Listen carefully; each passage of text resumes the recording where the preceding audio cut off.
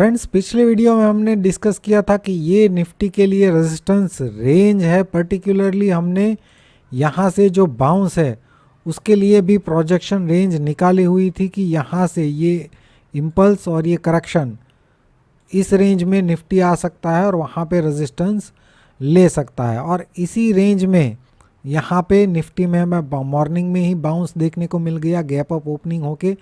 तो जब इस रेंज में एंटर किया तभी मैंने टेलीग्राम चैनल पे जो है वो ट्रेड प्लान जो है एक छोटे से वीडियो के थ्रू शेयर कर दिया था, जहाँ पे मैंने एक्सप्लेन किया था कि इस रेंज में ये ऑलरेडी आ चुका है तो वहाँ पे आप शॉर्ट का प्लान कर सकते हैं और स्टॉप लॉस आपका 38% का जो लेवल है उसके थोड़ा ऊपर होना चाहिए।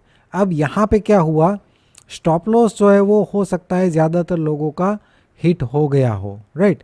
यहाँ पे 38% के ऊपर अच्छा खासा सस्टेन किया है। लेकिन यहाँ पे अगर आप ध्यान से देखें तो मैंने एक और वीडियो भी शेयर किया था यहाँ पे टेलीग्राम चैनल पे, राइट। एक लाइव क्लास रिकॉर्डिंग शेयर किया था और एक और अपडेट शेयर की थी, जिसमें मैंने एक्सप्लेन किया था कि ये 38% को ब्रेक तो किया है, लेकिन ब्रेक होने की पैटर्न देखे तो वो पैटर्न 3 वेव मूव में है, राइट। जनरली मैं क्या बोलता हूँ कि 38% के ऊपर इम्पल्सिवली ब्रेक करता है तो पॉजिटिव हो जाता है, उसके बाद रिट्रेसमेंट में बाय का प्लान किया जा सकता है, राइट।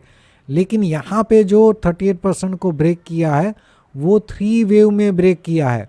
तो 3 वेव में ब्रेक किया है तो ऐसा तो नहीं है कि 38% के ऊपर वेव 4 जा ही नहीं सकता। वैसे तो वेव 4 1 को ओवरलैप नहीं कर सकता, यहाँ तक भी जा सकता है, राइट। तो मान लीजिए अगर यहाँ तक हमें कोई 3 वेव मूव मिलता है इस तरीके से, ये ए, फिर 38% के नीचे ही इम्पल्स कंप्लीट होके ये बी और यहाँ तक ये सी, तो ये भी 38% को बहुत ऊपर तक ब्रेक कर चुका है। लेकिन यहाँ से यहाँ तक बाउंस कैसा लग रहा है, 3 वेव टाइप का। तो यहाँ पे तब भी पॉसिबिलिटी है कि ये एक करेक्टिव वेव 4 हो, लेकिन उसका कंफर्मेशन कब आएगा, जब इस बाउंस का 23 to 38% जो हम वेव 4 के लिए निकालते हैं वहाँ पे करेक्टिव डिक्लाइन ना करके ये 38% को शार्पली ब्रेक कर दे, तब हम बोल सकते हैं कि हाँ यही वेव 4 है, राइट। तो यहाँ पे भी ऐसा ही हुआ, जैसे ही इसके ऊपर ट्रेड करने लगा मैंने एक्सप्लेन तो किया कि ये अभी 3 वेव बाउंस है तो वेव 4 अब भी ये हो सकता है, लेकिन हमें डिपेंडेंट रहना पड़ेगा रिट्रेसमेंट पे, राइट। तो यहाँ पे अगर मैं रिट्रेसमेंट निकालता हूँ 23 to 38%, तो वो चेक करते हैं यहाँ पे, राइट। हमने क्या डिस्कस किया कि अब 38% को ब्रेक करना चाहिए इम्पल्सिवली, उसके बाद अगर करेक्टिव बाउंस करता है तो ट्रेड प्लान बन सकता है। लेकिन यहाँ पे क्या हुआ, ये ब्रेक ही करता चला गया और मतलब छोटा सा भी रिट्रेसमेंट नहीं दिया फ्रेंड्स।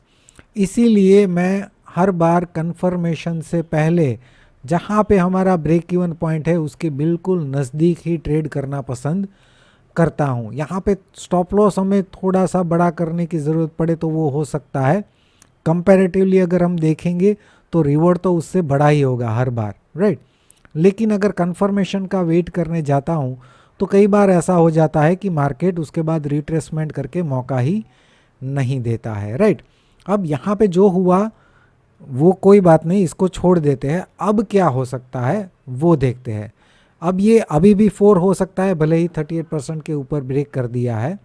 अभी यहाँ पे ध्यान से समझिए, अगर मैं 5th का प्रोजेक्शन निकालूं, इस चार्ट में आ जाते हैं, 5th का प्रोजेक्शन निकाल देता हूँ यहाँ पे आपके सामने। अगर पहला पॉइंट यहाँ पे 0 पे आएगा, दूसरा पॉइंट 3 पे और तीसरा पॉइंट यहाँ पे, राइट। ये हाई कितने का है, 780 का, राइट।